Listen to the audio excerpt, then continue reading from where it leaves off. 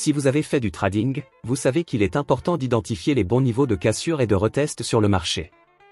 Et si vous avez cherché un indicateur qui le fait avec précision pour vous, alors cette vidéo est pour vous parce que nous allons passer en revue un indicateur étonnant et comment vous pouvez l'utiliser dans votre trading. Plus tard dans la vidéo, nous présenterons également une stratégie de trading d'une précision époustouflante. Sans perdre de temps, ajoutons cet indicateur à notre graphique de trading.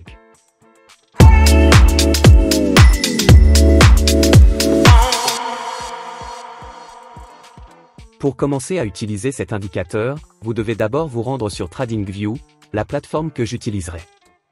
Ensuite, vous devez charger le cadre temporel de 15 minutes de GBP/JPY. Je vais l'utiliser, vous pouvez également essayer sur d'autres marchés. Cliquez ensuite sur Indicator. Tapez Breakout et Retest. Ensuite, ajoutez cet indicateur créé par Algo Alpha. Il s'agit du puissant indicateur Breakout and Retest, conçu pour identifier les opportunités de trading potentielles basées sur des points pivots clés, en se concentrant spécifiquement sur les cassures et les reprises des hauts et des bas historiques. Il combine l'analyse des points de pivot avec la volatilité dynamique et la confirmation des volumes, fournissant aux traders une visualisation claire des zones critiques de l'action des prix. L'indicateur se compose de niveaux de support et de résistance. Les niveaux de résistance sont imprimés en alignement avec les plus hauts historiques, tandis que les niveaux de soutien apparaissent sous les plus bas historiques. Ces niveaux ont trois couleurs. La couleur normale est le gris, tandis que le vert en haut représente le volume d'achat et le rouge en bas le volume de vente. Ce volume représente l'activité pendant le test d'un niveau de support ou de résistance cassé. Pour les niveaux de résistance, la zone verte indique le volume d'achat lors du nouveau test, tandis que la zone rouge représente le volume de vente lors du nouveau test de la résistance. L'indicateur représente visuellement la différence entre le volume d'achat et le volume de vente sous la forme d'une valeur delta. Pour les replis haussiers des niveaux de résistance, une étiquette verte apparaît lorsque le volume d'achat dépasse le volume de vente, ce qui se traduit par un delta positif. Si le volume des ventes dépasse celui des achats, le delta est négatif. Lorsque vous utilisez cet indicateur pour des entrées de cassure et de retest haussier, vous devez vous assurer que la valeur delta est positive, ce qui indique que les acheteurs dominent le marché pendant le retest. A l'inverse, dans le cas d'entrée baissière sur des zones de soutien, le delta est représenté par une étiquette rouge. Si le volume des ventes est supérieur à celui des achats, le delta est positif.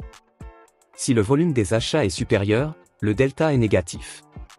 Lorsque vous utilisez cet indicateur, veillez toujours à ce que le volume delta soit positif afin de confirmer une plus forte pression à la vente lors des replis sur les zones de support.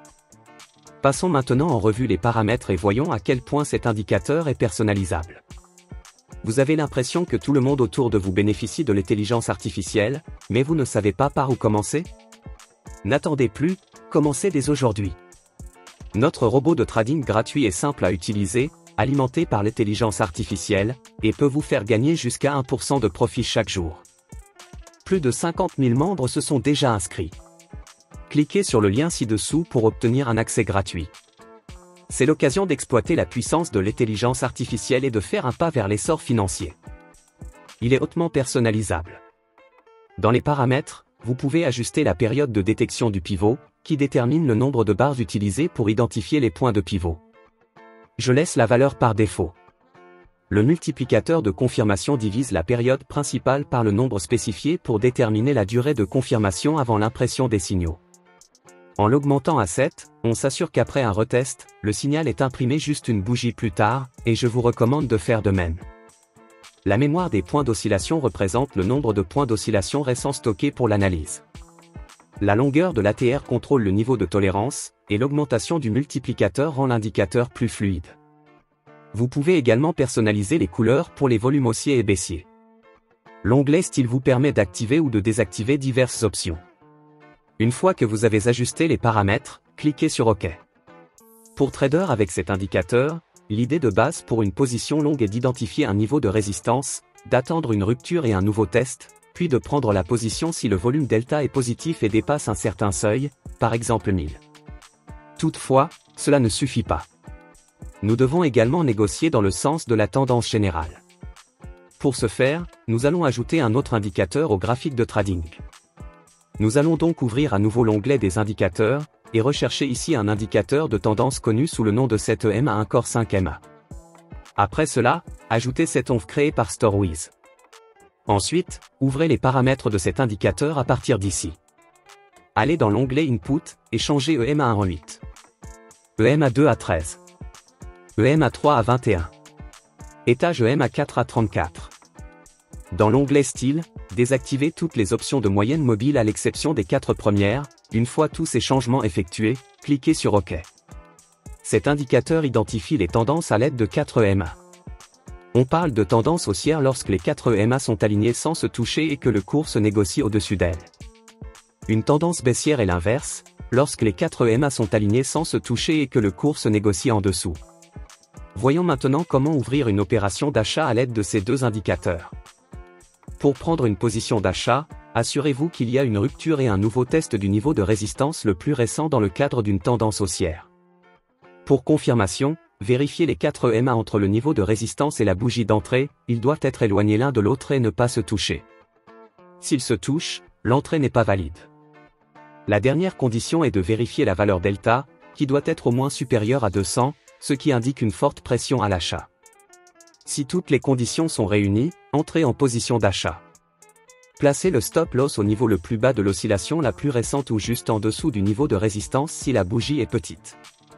Fixez le take profit à 1,5 fois le risque et laissez la transaction se dérouler. Comme vous pouvez le constater, la transaction a été rentable. Voyons maintenant un exemple d'ouverture d'une position de vente. Tout d'abord, identifiez une rupture baissière et un nouveau test du niveau de support le plus récent au sein d'une tendance baissière. Les 4 EMA doivent être bien alignés sans se toucher. Vérifiez la valeur delta, elle doit être positive et au moins supérieure à 200. Plus la valeur delta est élevée, plus le signal de vente est fort. Si toutes les conditions sont réunies, nous pouvons entrer en position de vente. Nous pouvons placer le stop loss au-dessus du plus récent sommet de l'oscillation, ou à ce niveau, c'est votre choix. Et fixer le take profit à 1,5 fois le risque. En résumé, l'indicateur Breakout and Retest signal d'Algo Alpha combine un suivi sophistiqué des points pivots, un contrôle de la volatilité et des confirmations de volume, ce qui permet aux traders d'identifier de manière fiable les configurations de Breakout et de Retest. Si vous souhaitez consulter cet indicateur, vous pouvez le trouver sur TradingView. N'oubliez pas que la stratégie présentée dans cette vidéo n'est pas un conseil financier. Elle se compose uniquement d'indicateurs. Allez-y et explorez d'autres concepts d'action sur les prix pour l'affiner davantage. Si vous avez trouvé de la valeur dans cette vidéo, n'oubliez pas de laisser un like ou même d'envisager de vous abonner pour rester informé. Merci d'avoir regardé, je vous donne rendez-vous dans la prochaine vidéo.